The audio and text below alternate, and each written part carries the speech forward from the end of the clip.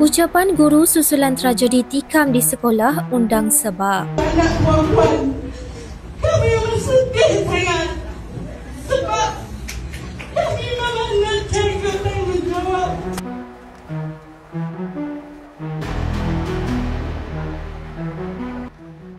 Tragedi tikam yang berlaku di sebuah sekolah di Bandar Utama Petaling Jaya baru-baru ini telah melukakan hati kita semua.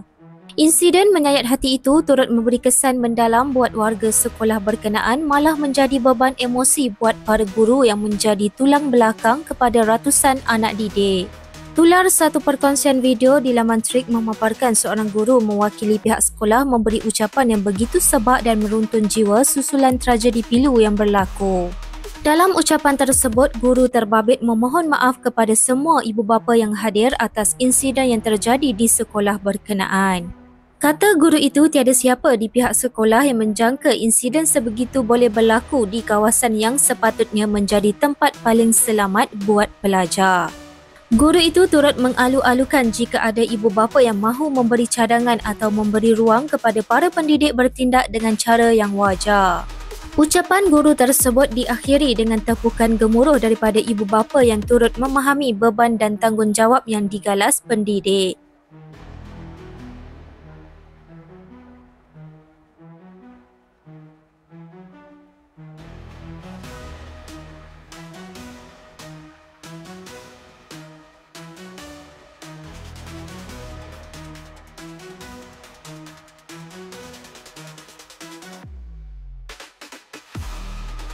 Anak puan-puan, kami bersedih sangat sebab kami malah nak jaga tanggungjawab.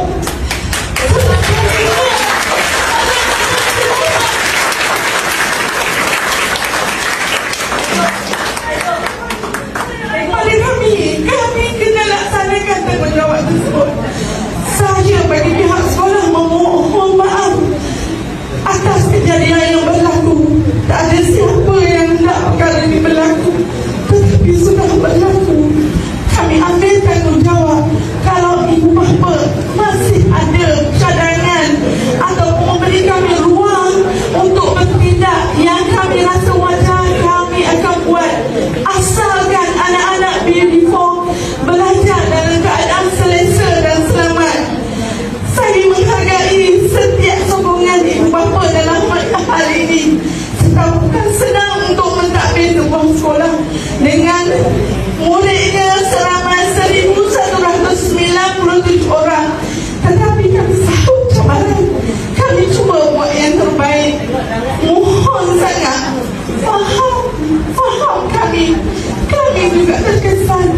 Bukan anak-anak sahaja. Itu sahaja.